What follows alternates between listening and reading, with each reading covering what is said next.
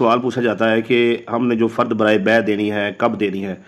देखें, बात ये है कि अक्सर औक़ात जो है वो ऐसे होता है कि एक शख्स जो है वो आता है और आपका मकान देखता है, वो कहता है जी ठीक है मुझे पसंद है, आपका उसके साथ रेट तय हो जाता है और वो आप आपसे कहता है भाई ठीक है आप फ़र्द बराए बै दें, तो मैं रजिस्ट्री तैयार करवाता हूँ और जो है आपको रजिस्ट्री के टाइम पैसे दे दूँगा। और इस तरह के वाक़यात जो हैं वो लोगों ने मेरे साथ शेयर भी किए हैं कि उन्होंने ₹1,50,000 लेकर फ़र्द बराए बै दे दी, तो बाद में वो बंदा जो है वो रजिस्ट्री उसने तैयार करवाई हुई है, पैसे भी नहीं दे रहा बकाया और रजिस्ट्री भी नहीं करवा रहा। तो अब हम क्या करें? ठीक है जी। तो बात ये है कि जब आपने बयाना करना है तो आपने फ़र्द बराए बयाना देनी है और रजिस्ट्री के लिए फ़र्द आपने तब देनी है, यानी कम अज़ कम जो है आपको उसने 50% जो है वो, अगर आपने कोई जगह जो है मतलब प्लाट है वो 40 लाख रुपए का सेल किया है तो उसने आपको 20 लाख रुपया दे दिया हो, यानी 20 लाख रुपया वही बंदा देगा जो प्लाट ख़रीदने में सीरियस है, जो आपके साथ फ्रॉड नहीं करने वाला। उससे पता होगा कि 20 लाख मेरी तरफ से चला गया है और अभी रजिस्ट्री मेरे नाम नहीं हुई है, तो मैं बाकी के 20 का अरेंज करूँ और इससे बयान लूँ। अब जब बंदे जो हैं उन्होंने 1-2 लाख रुपया दिया हुआ है, 40 लाख का प्लाट लिया है, 2 लाख बयाना दिया है, फ़र्द बराए बै ले ली है, वो फ़र्द बराए बै अपने पास रखते हैं और आपको कहते हैं भाई बात ये है कि अगर तुमने कोई शोर शराबा किया तो मैं अदालत चला जाऊंगा, ये देखो ना फ़र्द बराए बै तुमने मुझे दी है, मैंने तो तुम्हें कैश पैसे दे दिए हुए हैं। तो वो झूठे सच्चे गवाह भी बना लेते हैं, मामले को लटकाना ही है ना। तो जो बंदा $1,50,000 देकर आप उसे जानते भी नहीं हैं, वो आपके एतमाद वाला भी नहीं है, आपसे कहता है कि भाई मुझे जो है ना आप फ़र्द बराए बै दें, हरगिज़ उसे आपने फ़र्द नहीं देनी। कम अज़ कम आपने 50% पैसे लेने हैं, उसके बाद फ़र्द बराए बै देनी है। और अक्सर लोग ऐसे करते हैं कि वो आपसे मतलब 2 करोड़ का मकान लिया है, 1.5 करोड़ दे दिया है, फ़र्द ले लिया है, ज़्यादा रकम जो देते हैं उनकी बात कर रहा हूँ। अब 50 लाख का उनका भी अरेंज जो है ना वो लेट होना है, वो आपसे क्या करते हैं फ़र्द बराए बै लेते हैं, रजिस्ट्री तैयार करवा लेते हैं और कहते हैं कि भाई बात यह है कि पैसे जो है ना वो आ रहे हैं, तो फिर जो है आपसे जो है वो रजिस्ट्री करवा लेते हैं। चले थोड़ा दिन आगे पीछे हो जाए तो अगर आपके ताल्लुकात अच्छे हैं तो ख़राब ना करें, बैठ के बात कर लें। लेकिन बेहतर ये है कि जो स्टाम्प पर डेट लिखी हुई है उसके अंदर अंदर जो है आपने एग्रीमेंट को पूरा करना है। अगर अगला बंदा जो है वो पैसे नहीं दे रहा तो आप अदालत की तरफ रुजू कर सकते हैं कि भाई ये बकाया पैसे नहीं दे रहा, तो ये जो सौदा है इसको कैंसिल करवाया किया जाए।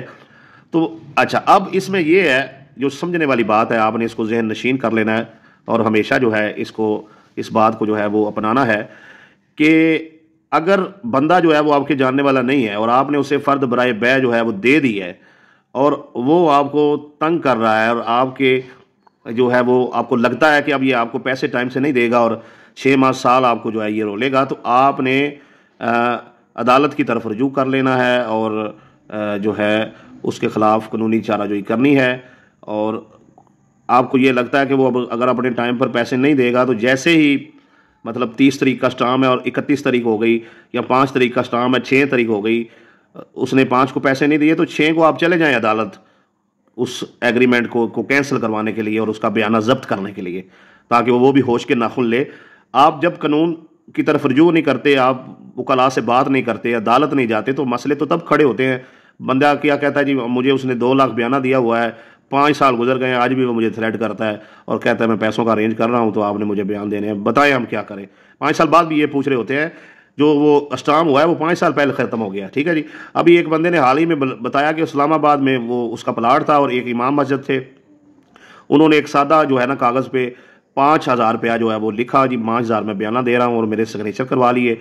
बाद में वो मुझे कहता है जी फ़र्द बराए बै दे, तो मुझे किसी ने बताया कि ये फ्राडिया है, ऐसे ही फ़र्द बराए बै ले लेता है और बाद में जलील करता रहता है। ये जगह जो है ना अपने ख़रीदता कोई नहीं है, पैसे कोई नहीं अदा करता है।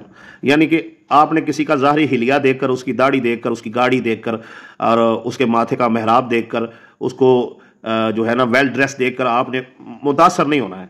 ठीक है ना जी। आप क्यों इत्माद करें? बिल्कुल आपको इत्माद नहीं करना चाहिए प्रॉपर्टी की खरीदो फरोख्त में। बस आप पैसे दें और जगह अपने नाम करवाएं, बस। इसमें डील में जो है ना कोई डील नहीं होनी चाहिए, वरना आप फंस सकते हैं, आपके लिए मसले जो हैं वो पैदा हो सकते हैं। लिहाजा जहां एतबार नहीं है, कम अज़ कम आपने 50% जो है वो अमाउंट लेकर अगले को फ़र्द बराए बै देनी है। और कोई मसला नहीं है, जब तक आप जाकर बयान नहीं देंगे जगह जो है वो आपके नाम नहीं होगी। इसमें एक और अहम बात जो मैं आपके साथ शेयर करने जा रहा हूँ कि कभी कभार ऐसा भी होता है कि बंदे जो है ना वो 50% जो है वो पैसे दे देते हैं और कहते हैं कि आप हमें कब्जा दे दे, बाकी जो है ना 2 माह को हम जो है आपसे बाकी पैसे देंगे और रजिस्ट्री करवा लेंगे। 6 माह गुजर गए हैं, साल गुजर गए हैं, वो उस मकान में रह रहे हैं, ना वो रजिस्ट्री करवा रहे हैं, ना वो पैसे दे रहे हैं। जिस बंदे ने मकान सेल किया है वो कमज़ोर है, वो सोच रहा है मैं क्या करूँ, परेशान हो रहा है।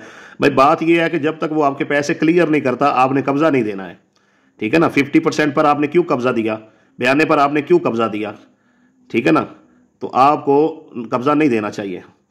हाँ, प्लाट की खरीदो फरोख्त में खाली प्लाट है, ईंटों पे कोई नाम थोड़ा लिखा होता है किसने लगाई है, लेकिन मकान की कैफियत और है। मकान के अंदर बंदा सामान ला कर रख लेता है, दुकान के अंदर आके सामान ला के रख लेता है, ये और तरह का कब्जा आ जाता है, ठीक है ना। अगर आपने हवेली बनाई हुई है, आपकी दुकान है, आपका मकान है, आपका फ्लैट है, वो आपने बयाने पर कब्जे नहीं देने। पैसे क्लियर करें भाई, अपने नाम करवाएं और कब्जा लें, बात खत्म, ठीक है ना जी। पैसे क्लियर कर दें, कब्जा ले लें आप, बयान बाद में सुबह ले लें, कल ले लें, परसों ले लें, जब आपका जी चाहे ले लें, तो पैसों को क्लियर कर। और ये भी एक जो है ना अहम नुकता है कि बाज़ दोस्त जो है ना वो प्रॉपर्टी जो है मिसाल है 70 लाख का एक प्लाट सेल किया है तो 65 लाख दे दिया है, तो वो कहते हैं कि 5 लाख का जो है ना आप ये चेक ले लें और हमें रजिस्ट्री कर दें। तो रजिस्ट्री आज हो रही है, चेक 1 माह बाद का दे रहे हैं, ठीक है ना।